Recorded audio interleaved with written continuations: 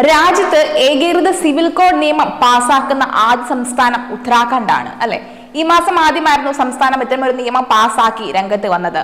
ഉത്തരാഖണ്ഡ് ഏകീകൃത civil code നിയമം നടപ്പാക്കിയതിന് പിന്നാലെ ഇപ്പോഴിതാ ആസാമും ചരിത്രം സൃഷ്ടിക്കാൻ ഒരുങ്ങുകയാണ്.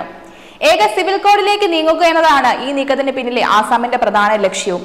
ആദ്യ പടി എന്ന നിലയിലാണ് ആസാം 89 വർഷം പഴക്കമുള്ള മുസ്ലിം വിവാഹ നിയമം അങ്ങനെ റദ്ദാക്കി ചരിത്രം സൃഷ്ടിക്കാൻ ഒരുങ്ങുന്നത്. അങ്ങനെ മുസ്ലിം വിവാഹമോചന രജിസ്ട്രേഷൻ നിയമം റദ്ദാക്കാൻ ആസാം മന്ത്രിസഭാ യോഗം തീരുമാനിക്കുകയും ആയിരുന്നു. പ്രത്യേക മന്ത്രിസഭാ യോഗത്തിന്റേതായിരുന്നു തീരുമാനം. ഏകീകൃത സിവിൽ കോഡ് നടപ്പാക്കുന്നതിന് മുന്നോടിയായിട്ടാണ് 1935 മുസ്ലിം വിവാഹമോചന രജിസ്ട്രേഷൻ നിയമം പിൻവലിക്കാൻ തീരുമാനവുമായി മന്ത്രി ജയന്ത മല്ല ബറുവ വ്യക്തമാക്കുകയും ചെയ്തത്. നേരത്തെ രാജ്യത്ത് ആദ്യമായി ഉത്തരാഖണ്ഡിൽ ഏകീകൃത സിവിൽ കോഡ് പാസാക്കുകയും ചെയ്തിരുന്നു. ആസാമിലെ നിയമം നടപ്പാക്കുമെന്ന് മുഖ്യമന്ത്രി ഹിമന്ത ബിശ്വ ശർമ്മ പറയുകയും ചെയ്തിരുന്നു.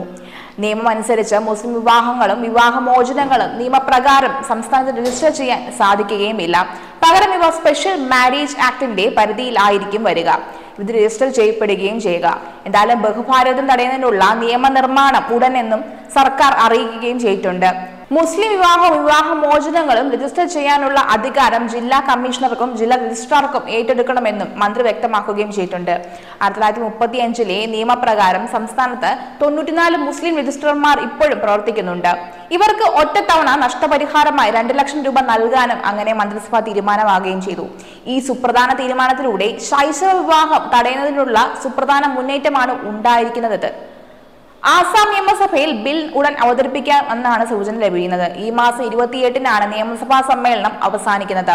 ഫെബ്രുവരി 7-ന് ഉത്തരാഖണ്ഡ് ബിൽ പാസാക്കിയതിനു ശേഷം ആസാമിൽ ഏകീകൃത സിവിൽ കോഡിന് നിയമനിർമ്മാണം നടത്താൻ പദ്ധതിയിടുന്നതായി അസം മുഖ്യമന്ത്രി ഹിമന്ത ബിശ്വ ശർമ്മ പലതവണ സൂചന നൽകുകയും ചെയ്തിരുന്നു. എന്തായാലും ഞങ്ങൾ ഏക സിവിൽ കോഡിലേക്ക് നീങ്ങുകയാണ് എന്ന് മുഖ്യമന്ത്രി അടുത്തിടെ പ്രസ്താവനയിലൂടെ പറയുകയും ചെയ്തു. അതിനായി പ്രധാനപ്പെട്ട ഒരു തീരുമാനം എടുത്തിട്ടുമുണ്ട്. അസം മുസ്ലിം വിവാഹമോചന രജിസ്ട്രേഷൻ നിയമം 1935 കീഴിൽ 94 മുസ്ലിം രജിസ്ട്രാർമാർക്കും ഇപ്പോഴും പ്രവർത്തിക്കുന്നുണ്ട് എന്നും അതിന് റദ്ദാക്കി ഇനി ഈ നിയമപ്രകാരം മുസ്ലിം വിവാഹമോചനമോ രജിസ്റ്റർ ചെയ്യില്ല. സ്പെഷ്യൽ മാരേജ് ആക്ട് ഉള്ളതിനാൽ എല്ലാ കാര്യങ്ങളും ആ നിയമത്തിലൂടെ ആകണമെന്ന് ഞങ്ങൾ ആഗ്രഹിക്കുന്നു എന്നാണ് മല്ല ബറുവ പറയുകയും ചെയ്തത്. ശൈശവ വിവാഹങ്ങൾ കുറയ്ക്കുന്നതിന് തീരുമാനം സഹായിക്കുമെന്നുമാണ് മന്ത്രി വ്യക്തമാക്കുകയും ചെയ്തത്.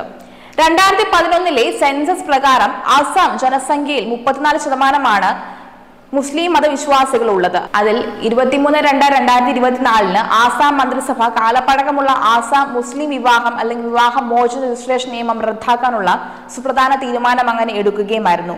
വധുവരന്മാർക്ക് 18ഉം 21ഉം വയസ്സായില്ലെങ്കിൽ പോലും നിയമപ്രകാരം വിവാഹ രജിസ്ട്രേഷൻ അനുവദിക്കുന്ന വ്യവസ്ഥകൾ ഈ നിയമത്തിൽ അടങ്ങിയിരിക്കുകയും ചെയ്യുന്നുണ്ട്.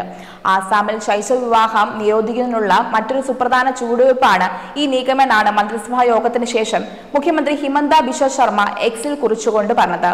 ഉത്തരാഖണ്ഡിനൊപ്പം ആസാം എത്തുന്നതോടെ തന്നെ രാജ്യത്തെ മറ്റ് സംസ്ഥാനങ്ങളുടനീളം ഉടനടി ഏകീകൃത സിവിൽ കോഡ് നിയമം വരുമെന്ന കാര്യത്തിൽ സംശയം ഇല്ല എന്ന് തന്നെ വേണം പറയാൻ.